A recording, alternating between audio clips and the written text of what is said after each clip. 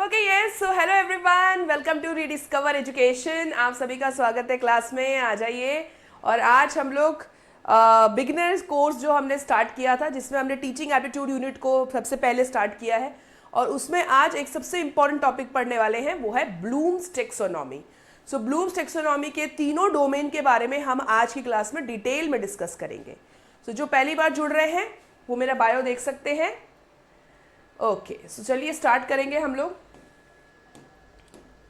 Blooms taxonomy, अगर हम ध्यान से देखें तो ब्लूम्स टेक्सोनॉमी जो है ये इसमें तीन डोमेन थे जो बेंजामिन ब्लूम थे। 1956 में इन्होंने जो टेक्सोनॉमी ऑफ एजुकेशनल ऑब्जेक्टिव्स, जिसको ब्लूम्स टेक्सोनॉमी भी बोलते हैं, तो 1956 में उन्होंने बताया कि भाई जब आप क्लासरूम में बच्चे को पढ़ाते हैं, जो आपका टीचिंग मटेरियल होता है, जो आपकी एक्टिविटीज़ होती हैं, तो क्लासरूम में आप जैसे भी जब भी आप पढ़ाते हैं, आपको ये तीनों डोमेन का ख्याल रखना है कि आपकी एक्टिविटीज़, आपका कंटेंट, ये तीनों डोमेन को टारगेट करे। वो तीन डोमेन क्या थे?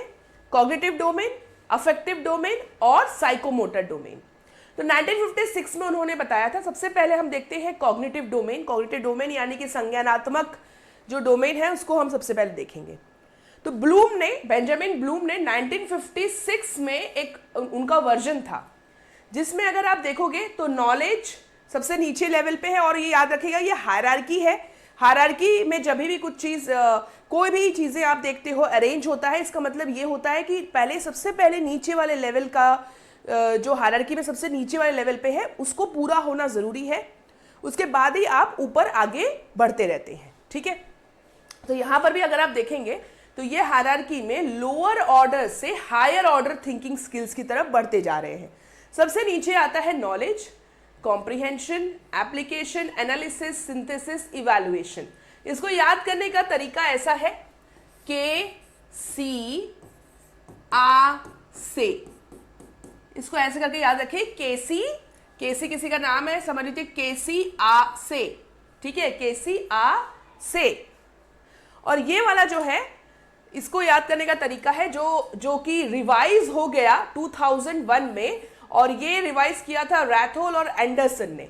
तो इन्होंने क्या किया, जैसे कि आप नोटिस करोगे कि यहाँ पे सारी चीजें नाउन में है, यानी कि संज्ञा में है। नॉलेज, कॉम्प्रिहेंशन संज्ञा है। और यहाँ पे जो न्यू वर्जन था, इसमें सारी चीजें वर्ब के फॉर्म में है, क्रिया के फॉर्म में है।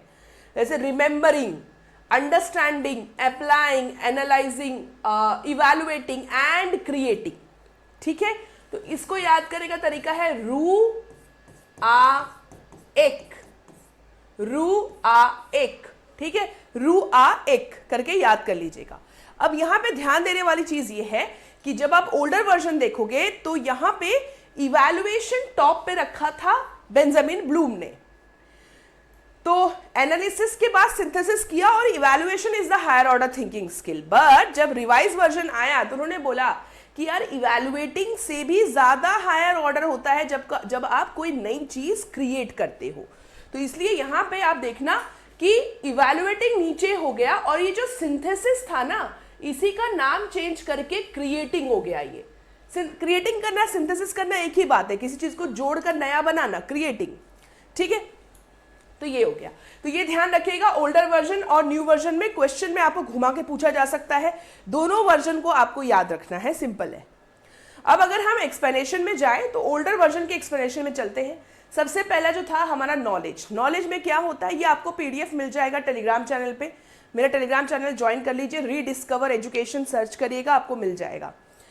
यहाँ पे देखिएगा ध्यान से, नॉलेज में उन्होंने बोला कि इस जो लेवल है, जो डोमेन है, इसमें हम पूरी कोशिश होती है कि बच्चा जो है वो कोई भी पर्टिकुलर चीज को याद कर ले, रिकॉल, जैसे किसी पोएम को रिसाइट कर ले, है ना, कविता पढ़ा रहे हैं तो वो याद करके सुना दे।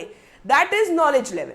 तो अगर आप ये टेस्ट कर रहे हो क्लास में कि बेटा आज मैंने तुझे ये क्वेश्चन आंसर पढ़ाया है, तो इस क्वेश्चन का आंसर तुझे अगले दिन सुनाना है मुझे, तो इसका मतलब आप नॉलेज लेवल पे जो है उसको पढ़ा रहे हो, नॉलेज लेवल की टेस्टिंग चल रही है। ठीक है, ध्यान रखिएगा। इसके बाद हम जाते हैं कॉम्प्रिहेंशन में। तो के सी आ से था हमारा ब्लूम वाला पुराना,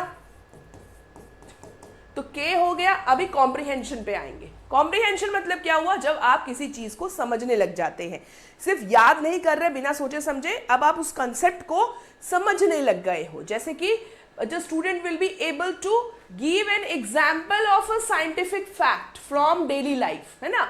कोई भी कंसेप्ट को जब वो एक्सप्लेन करने लग रहा है, यानी कि वो कॉम्प्रिहेंशन लेवल पे है, समझ के स्तर पे आ गया है। इसके बाद कॉम्प्रिहेंशन के बाद अब एप्लीकेशन आएगा। जब समझ गया वो कंसेप्ट को तो उसको अप्लाई कर सकता है। मान लीजिए कोई कंसेप्ट उसने समझ लिया साइंस में, एसएस में, मैथ्स में, तो जैसे वो फॉर्मूला समझ गया तो वो अब उस फॉर्मूले को यूज करने लग जाता है। जैसे आप रेशियो सब समझ जाते हो, बेसिक परसेंटेज क्या होता है, तो आप डेटा इंटरप्रिटेशन के जो क्वेश्चंस है वो सॉल्व करने लग जाते हो। तो ये एप्लीकेशन लेवल हो गया, ठीक है। तो अभी तक तो हम एप्लीकेशन लेवल तक सब कुछ करा रहे थे भाई, क्लास में एप्लीकेशन लेवल तक ही पढ़ाया जाता है, पर बोला गया कॉग्निटिव डोमेन में एप्लीकेशन के ऊपर भी अब हमें जाना है, that is analysis, synthesis and evaluation. तो एप्लीकेशन के बाद अब क्या आया, अब आया एनालिसिस। तो अब बच्चे ने एप्लीकेशन में कंसेप्ट को यूज करना तो वो सीख गया डेली लाइफ में, अब एनालिसिस करेगा, यानी कि विश्लेषण करना भी सीखेगा। जब बच्चे ये इस चीज को लेकर कैपेबल हो जाए कि अगर मान लीजिए एक एग्जाम्पल दे रही हूं, इंग्लिश में उसने एक पैराग्राफ देखा या हिंदी में एक पैराग्राफ देखा, तो वो समझ जाए कि कौन सा पार्ट ऑफ स्पीच यहाँ पे यूज किया जा रहा है ना। तो ये एनालिसिस करना हुआ। जैसे कि दो यहाँ पे देखिए, यहाँ लिखा है compare and contrast the two presidential speeches in writing. दो स्पीच है प्रेसिडेंट के, मान लीजिए जो बाइडेन के और ट्रंप के दोनों की स्पीच है, तो बच्चा जो है अब कंपेयर करके कंट्रास्ट करना चालू कर देगा कि भैया इसके स्पीच में क्या अंतर है बाइडेन के स्पीच में और ट्रंप के स्पीच में क्या अंतर है, क्या अच्छी बात बोली ट्रंप ने और क्या बात बोली बाइडेन ने। तो ये जो है, ये जब बच्चा करने लग जाता है ना, तो ये एनालिसिस स्टेज होता है, यानी कि विश्लेषण। अब एनालिसिस करने के बाद वो सिंथेसिस करेगा, यानी कि जो सारे एलिमेंट्स को उसने टुकड़े किए थे एनालिसिस के टाइम पे समझने के लिए, अब वो उनको जोड़ने लग जाएगा, तो सिंथेसिस में आ गया। जैसे कि भाई तुमने अब समझ गए पार्ट ऑफ स्पीच क्या था किसी पैराग्राफ में, तो जब तुम समझ गए कि उसका ग्रामेटिकल स्ट्रक्चर क्या है एनालिसिस के टाइम पे, तो अब जब तुमको बोला जाएगा कि कोई स्टोरी लिखो किसी टॉपिक पे, तो तुम लिख सकते हो, दैट इज सिंथेसिस। जब बच्चा ये काम करने लग जाए मतलब सिंथेसिस हो गया। जब वो क्रिएटिव ऐसे लिखने लग जाए, स्टोरी या पोएम अपने आप लिखने लग जाए, यानी कि ये आप सिंथेसिस स्टेज पे आ गए हैं, संश्लेषण। लास्ट में आता है इवैल्यूएशन, यानी कि जब आप जजमेंट पास कर पाते हो, जजमेंट कर पाते हो कि आपको कितना समझ है, क्या मेथड आपको समझ में आ गया। जब आप क्रिटिकली जो है एक्सप्लेन कर पाते हो किसी लिटरेचर को। जैसे आप नोटिस करना, जब आप रिसर्च करते हो तो कई बार जब रिव्यू ऑफ लिटरेचर चल रहा होता है, तो आप क्रिटिकली उसे समझने की कोशिश करते हो कि इस लिटरेचर में क्या लिखी गई है, क्या बातें, और रिसर्च गैप को आइडेंटिफाई करना जो आपके लिए जरूरी होता है वो आप कर पाते हो, यानी कि आप इवैल्यूएशन के स्टेज पे आ चुके हो। ठीक है, तो ये सब चीजें हैं, यहाँ पे एग्जाम्पल जरूर देख लीजिएगा, ध्यान रखिएगा। तो ये इवैल्यूएशन हो गया। बस इसके बाद हम आगे बढ़ते हैं अफेक्टिव डोमेन में, भावात्मक स्तर है ये हमारे एंडरसन को अब हटा दीजिए। तो रैथोल जो है उन्होंने भावात्मक अफेक्टिव डोमेन दिया था। तो इसको याद करने का तरीका है R² VOC।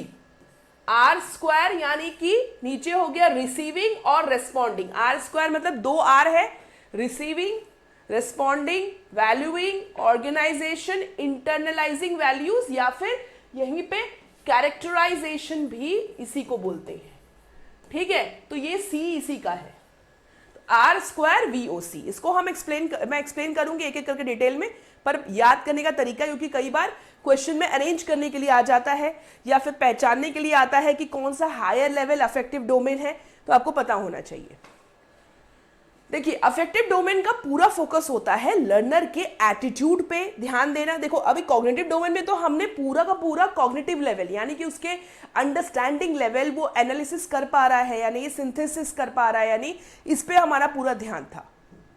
अब हमारा ध्यान होगा उसके एटीट्यूड पे, उसके वैल्यूज पे, उसके एथिक्स पे, उसके इमोशंस पे। तो ये सारी चीजें जब आप ध्यान देते हैं यानी कि लर्नर का attitude, interest, values, emotion and appreciation of learning, यानी जो वो सीख रहा है उसको एप्रिशिएट कर रहा है, उसको बोलते हैं ना हम लोग कोई चीज़ पढ़ते हैं तो मज़ा आता है कि यार ये पढ़ने में मज़ा आया, इसकी वैल्यू है, तो इसको आप समझते हो। कोई क्लास आपको अटेंड करनी, कोई किसी की क्लास आपको पसंद आ रही है तो वो क्लास मुझे अटेंड करनी है, आप अप्रिशिएट करते हो उस पढ़ाने को और उस नॉलेज को, तो ये क्या हो गया, ये अफेक्टिव डोमेन हो गया।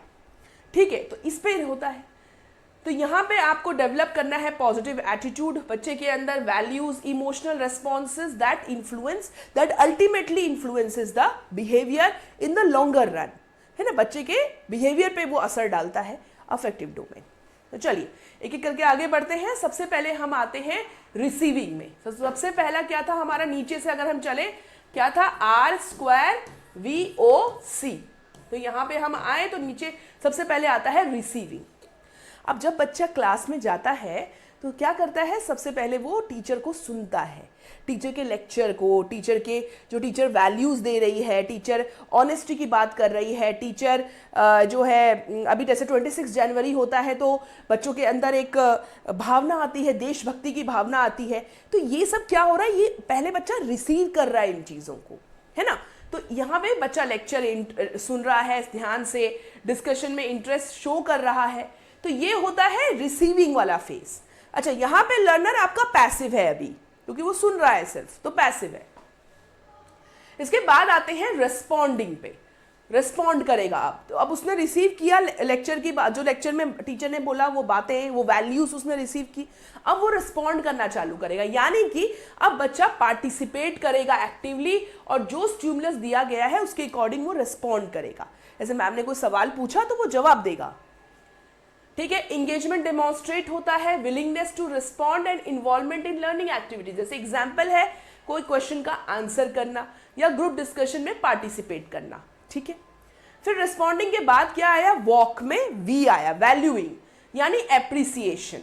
यही मैंने जो आपको बोला कि आप उस आइडिया को, उस नॉलेज को वैल्यू करने लग जाते हैं, उसकी कीमत आप समझते हो कि कितनी कीमती है ये नॉलेज हमारे लिए, है ना। तो this level reflects a commitment to certain values और प्रिंसिपल्स। कमिटमेंट दिखता है बच्चे के अंदर, जैसे कि आप दूसरे के ओपिनियन को रेस्पेक्ट करते हो। अगर मैं कोई ओपिनियन रखूंगी आज, मान लीजिए यूजीसी का कोई नोटिफिकेशन आया और मेरे चैनल पे आकर आप मेरा कोई ओपिनियन सुन रहे हो, तो आप कमेंट सेक्शन में उसको रेस्पेक्ट करोगे, ये नहीं कि गालियां देना चालू कर दो, है ना। तो जो आप रेस्पेक्ट शो करते हो दूसरों के ओपिनियन को लेकर, यही होता है वैल्यूइंग। ठीक है, या फिर इन्वायरमेंटल अवेयरनेस दिखा रहे हो, डेमोन्स्ट्रेट कर रहे हो अपने अवेयरनेस को कि भैया पेड़ मत काटो, पेड़ लगाओ, लगा रहे हो, पार्टिसिपेट कर रहे हो उसमें, ये वैल्यूइंग में आ गया। इसके बाद आते हैं ऑर्गेनाइजेशन। सेकेंड लास्ट है ऑर्गेनाइजेशन, प्रायोरिटाइजेशन आप बोल सकते हैं। इसे कहने का मतलब ये है कि बच्चा जो है बहुत सारी वैल्यूज जो है बचपन से लेकर बड़े होने तक सीखता है, धीरे धीरे जो जैसे जैसे बड़ा होता जाता है वो कुछ वैल्यूज़ को प्रायोरिटाइज करने लग जाता है कि यार जो मेरा सोसाइटी है, जो मेरी सोसाइटी है, उसके अकॉर्डिंग ये वैल्यू ज़्यादा इंपॉर्टेंट है। ठीक है, तो ये हो गया प्रायोरिटाइज करना, ऑर्गेनाइज करना वैल्यूज़ को। जैसे कि एग्जाम्पल में personal goals with societal responsibilities, आपके कुछ पर्सनल गोल भी होते हैं लेकिन कुछ सोसाइटी की रिस्पॉन्सिबिलिटी भी होती है, तो इन दोनों के बीच में बैलेंस बनाना, ये एक एग्जाम्पल है ऑर्गेनाइजेशन का। प्रायोरिटी आप सेट करते हो, है ना। आप अपना कोड ऑफ एथिक्स पर्सनल और प्रोफेशनल लाइफ में क्या होगा, किस किस वैल्यू को आप ज़्यादा इंपॉर्टेंस दोगे, ये इस स्टेज में होने लग जाता है। और लास्ट में आता है कैरेक्टराइजेशन, यानी कि इंटरनलाइजेशन। ये अब आपकी पर्सनालिटी का परमानेंट हिस्सा हो गया। जो ऑनेस्टी वाले एथिक्स या ऑनेस्टी की जो वैल्यू थी, ऑनेस्टी हमें जो हमें हर जगह ऑनेस्ट रहना चाहिए, ट्रूथफुलनेस होना चाहिए, इसको आपने प्रायोरिटाइज किया था ऑर्गेनाइजेशन वाले लेवल पे। अब क्या हुआ, वो आपके अंदर आत्मसात हो गया, इंटरनलाइज हो गया, है ना। अब आपके हर बिहेवियर में वो चीज़ दिखेगा। आप कभी भी बेईमानी नहीं करोगे ना, एज अ टीचर आप बेईमानी करोगे स्टूडेंट के साथ, या फिर आप अगर पर्सनल रिलेशनशिप में है तो कभी भी रिलेशनशिप में कोई बेईमानी नहीं करोगे। तो ये हो गया आपका कैरेक्टराइजेशन यानी इंटरनलाइजेशन।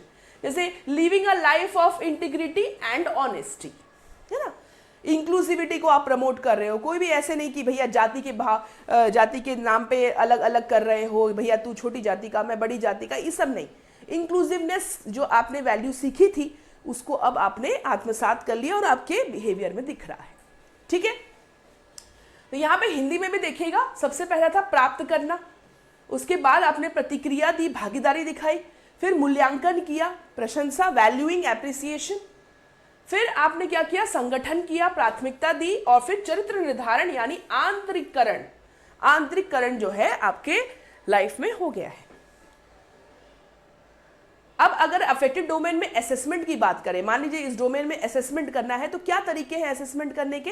जैसे आप ऑब्जर्वेशन करिए बच्चों का, चेकलिस्ट या रेटिंग स्केल बनाइए, सेल्फ रिफ्लेक्शन जर्नल जो है बच्चों से लिखवाइए कि भैया तू जर्नल लिखो, तुम अपनी फीलिंग्स को डॉक्यूमेंट करो, जो तुम्हारी फीलिंग्स है, जो तुम्हारी वैल्यूज और एटीट्यूड चेंज हो रही है उसको डॉक्यूमेंट करवाओ बच्चों से। तो ये भी एक असेसमेंट का तरीका होता है। इंटरव्यू ले सकते हैं आप लर्नर के वैल्यूज का कि इमोशनल डेवलपमेंट किस तरह से हो रहा है, तो इंटरव्यू भी एक तरीका होता है अफेक्टिव डोमेन में असेसमेंट करने का। एग्जाम्पल्स आप देख लीजिएगा जब आपको पीडीएफ शेयर करूंगी तो, कि कैसे अफेक्टिव लर्निंग हो रही है। अब आते हैं हम साइकोमोटर डोमेन में। साइकोमोटर डोमेन जो है आर.एच. डेव ने दिया था। एक अनीता हैरो का भी साइकोमोटर डोमेन होता है, वो मैं एडवांस कोर्स में आपको पढ़ाऊंगी। ठीक है, यहाँ पे आप पहले बेसिक कोर्स में, बिगिनर कोर्स में ये आपको समझना बहुत जरूरी है। तो साइकोमोटर डोमेन में आर.एच. डेव का जो है, यहाँ इसको याद करने का तरीका है आई एम पैन। ठीक है, नाम ले लिया आई एम पैन। आई से है imitation, manipulation, precision, articulation, naturalisation, ये आपको याद हो जाना चाहिए। ठीक है, और इसका फोकस क्या है? अब ये यहाँ पूरा फोकस होता है हमारा कि बच्चे का जो लर्नर है उसका फिजिकल एबिलिटी डेवलप हो, मोटर स्किल्स डेवलप हो, coordination, hand eye coordination properly develop हो। ये पूरा फोकस होता है साइकोमोटर डोमेन का। तो लर्नर क्या करेगा, इससे कोई भी टास्क को परफॉर्म कर सकता है, फुटबॉल खेलना है, डांस करना है ना, जो भी जहां पर भी फिजिकल एक्टिविटीज इन्वॉल्व होती है, या इवन राइटिंग में भी फिजिकल एक्टिविटी इन्वॉल्व हो रही है। आपके जो मसल्स होते हैं, ग्रॉस मसल्स, फाइन मसल्स, ये सारे इन्वॉल्व हो रहे हैं वहां पे भी।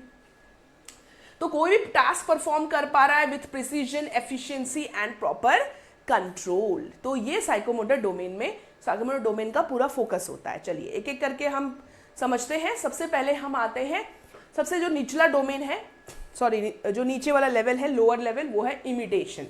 जैसे कि अफेक्टिव डोमेन में रिसीविंग था, वो सुन रहा था, यहां पर भी इमिटेशन करेगा, यानी ऑब्जर्व और रेप्लिकेट करेगा। सिंपल है, अगर मान लीजिए आप गाड़ी चलाने सीखने जाते हैं, उसी एग्जाम्पल से हम पूरा ये समझ जाएंगे। तो गाड़ी चलाना जब सीखने जाते हैं तो क्या होता है, आप ड्राइविंग क्लास ज्वाइन करते हैं तो तुरंत थोड़ी ना स्टीयरिंग लेके बैठ जाते हैं। जो होता है सिखाने वाला, उसको ध्यान से देखते हो आप, है ना, कि वो कैसे चला रहा है, वो आपको बताता भी है कि कैसे आपको गियर चेंज करना है, कैसे ब्रेक लगाना है, कैसे एक्सीलेटर होता है, क्या क्या सब चीजें सीखते हो, देख रहे हो, ऑब्जर्व कर रहे हो। यही इमिटेशन है ना। जैसे बच्चा जो है टीचर की हैंडराइटिंग को कॉपी करता है, या कोई ट्रेनी जो है वो शेफ को ऑब्जर्व कर रहा होता है कि भैया कैसे चॉप किया जाता है, टेक्निक होती है चॉपिंग टेक्निक, तो उसको ऑब्जर्व कर रहा है वो, इमिटेशन लेवल। ठीक है, इनिशियल स्टेज है। इसके बाद वो क्या करता है, मैनिपुलेशन। मैनिपुलेशन मतलब क्या हुआ, गाइडेड प्रैक्टिस भी बोलते हैं इसको। यहाँ पे अब लर्नर टास्क परफॉर्म करेगा लेकिन गाइडेंस रहेगा। यानी कि अगर गाड़ी चलाना आप सीख रहे हैं तो आपके बाजू में वो बैठा होगा आपका मेंटोर, और आप जो है उसी की गाइडेंस में गाड़ी चलाना सीखोगे। तो ये हो गया मैनिपुलेशन। या फिर शेफ है तो जो ट्रेनी है वो कुछ बनाएगा तो शेफ वहां खड़ा होकर देखता रहेगा कि भैया ठीक से बना रहे हो या नहीं, है ना। तो ये सब चीजें हैं, ये हो जाएगा मैनिपुलेशन, गाइडेड प्रैक्टिस। इसके बाद आता है प्रिसीजन। अब जो आप ड्राइविंग सीख रहे हैं तो अब आपके अंदर जो है प्रिसीजन आ जाएगा, यानी एक्यूरेसी और इंडिपेंडेंसी आ जाएगी। अब आपको गाइडेंस की जरूरत नहीं पड़ेगी, आप अपनी गाड़ी जो है अब चलाने की हिम्मत रख सकते हो कि भैया मैं ठोकूंगी नहीं वही गाड़ी कहीं भी। तो अब क्या करोगे आप, अब आपके में हिम्मत आ गई, ईश्वर का नाम लेकर आप स्टार्ट कर दोगे, क्योंकि आप बहुत कुछ सीख चुके हो इस स्टेज में, मैनिपुलेशन में, गाइडेड प्रैक्टिस में। तो अब जो है आप एक्यूरेसी लाना स्टार्ट करोगे, कहाँ ब्रेक दबाना है, कैसे रोड पे कौन सा गियर होना चाहिए, ये सारी चीजें। और यहाँ पे इंडिपेंडेंसी आ गई। इसके बाद धीरे धीरे जब आप गाड़ी चलाते चलाते चलाते चलाते चलाते क्या होता है, आर्टिकुलेशन आने लग जाता है, यानी कोऑर्डिनेशन बैठ जाता है ना। अब ब्रेक लगाना, एक्सीलेटर दबाना, स्टीयरिंग संभालना, गियर चेंज करना, अब आपको सब चीजें आराम से जो है उसमें आप आर्टिकुलेट करने लग जाते हो, मल्टीपल स्किल्स को इंटीग्रेट करने लग जाते हो, है ना। जैसे जब आप पेंटिंग करना सीखते हो तो ये वाले स्टेज में क्या होता है, आप अलग अलग टाइप के कलर्स मिक्स करके ट्राई करेंगे, पेंटिंग के अलग अलग जो टेक्निक्स होते हैं वो आप अप्लाई करने लग जाओगे। तो ये हो गया कि आप यहाँ पे क्या कर रहे हो, मल्टीपल स्किल्स को इंटीग्रेट कर रहे हो टू परफॉर्म कॉम्प्लेक्स टास्क। ठीक है, एग्जाम्पल जरूर देख लेना। और लास्ट में आता है नेचुरलाइजेशन, जैसे कि अफेक्टिव डोमेन में क्या था, इंटरनलाइजेशन या कैरेक्टराइजेशन। यहां पे क्या हुआ, नेचुरलाइजेशन हो गया। मतलब अब गाड़ी चलाने के समय आपको सोचना नहीं पड़ता, आप एकदम खतरनाक ड्राइवर हो चुके हो, इतने से पार्किंग स्पेस में भी अपनी गाड़ी पार्क कर लोगे, कोई टेंशन नहीं होगी, है ना। चलाते समय आपको सोचना नहीं पड़ता कि कब गियर चेंज करना है, कब बात करते करते भी आप गाड़ी चला रहे हो। That is naturalisation. ठीक है, तो मास्टरी हो गया, ऑटोमेशन आ गया, इसका कीवर्ड है, हाईएस्ट लेवल होता है। ठीक है, एग्जाम्पल में भी देख लेना, जैसे आप जब टाइप करने में एक्सपर्ट हो जाते हो तो थोड़ा कीबोर्ड देखना पड़ता है, कहां पे क्या लिखा हुआ है, खट खट खट खट खट खट खट खट टाइप होता जाता है। ठीक है, तो ये हो गया नेचुरलाइजेशन। हिंदी में देख लीजिए, सबसे पहले था अनुकरण, अवलोकन और प्रतिकृति, फिर हेरफेर करना चालू, निर्देशित अभ्यास है लेकिन ये अभी भी गाइडेड है, निर्देश में करोगे। फिर आएगा स्वतंत्रता यानी परिशुद्धता, फिर अभिव्यक्ति करेंगे, एंड लास्ट में प्राकृतिककरण यानी महारत और स्वचालन। अगर यहां पे तो ये था आपका पूरा IM PAN का लेवल। अगर साइकोमोटर डोमेन में असेसमेंट करना है बच्चों को तो आप परफॉर्मेंस टेस्ट ले लीजिए, आप रूब्रिक्स और चेकलिस्ट का सहारा लीजिए, पोर्टफोलियो बनाइए बच्चों का, simulation and real life task दे दीजिए, प्रैक्टिकल्स जो करवाते हैं आप लोगों ने, अगर साइंस के स्टूडेंट रहे होगा तो आप लोगों ने फिजिक्स में किया होगा एक्सपेरिमेंट, केमिस्ट्री में किया होगा, बायोलॉजी में किया होगा, ये सब क्या था, ये सब साइकोमोटर डोमेन के अंदर आता है। जब साइकोमोटर डोमेन के अंदर आपको असेसमेंट करना होता है तो प्रैक्टिकल स्किल्स आप देखते हैं। ठीक है, जैसे फिजिकल एजुकेशन में, वोकेशनल ट्रेनिंग में, मेडिसिन में, आर्ट्स में, पेंटिंग वेंटिंग कर रहा है, स्कल्पचर बना रहा है, साइकोमोटर डोमेन में जो है ये आपका पूरा असेसमेंट हो गया। So thank you so much everyone, I hope class आपको समझ में आई होगी। अगर कोई भी डाउट हो तो जरूर कमेंट सेक्शन में पूछेगा। और हाँ, आज के बाद जो है हमारी क्लास रिज्यूम होगी अब 13 या 14 फेब से, both recorded and live, both recorded and live जो है आपकी, कब से रिज्यूम होगा आपका, 14 फेब से। ध्यान रखिएगा, चैनल को सब्सक्राइब कर लीजिए, तब तक आई होप आपका रिस्पॉन्स शीट भी आ जाएगा तो ज़्यादा मज़ा आएगा। रिस्पॉन्स शीट को भी एनालिसिस करेंगे डिटेल में। अपना रिस्पॉन्स शीट भी मुझसे शेयर कर दीजिएगा, मैं ईमेल आईडी अपना दूंगी अपने टेलीग्राम चैनल पे, उस ईमेल आईडी पे अपना रिस्पॉन्स शीट जरूर शेयर करेगा ताकि मैं अच्छे से एनालिसिस कर सकूं पेपर का और आपकी तैयारी जून 2025 की अच्छे से हो सके।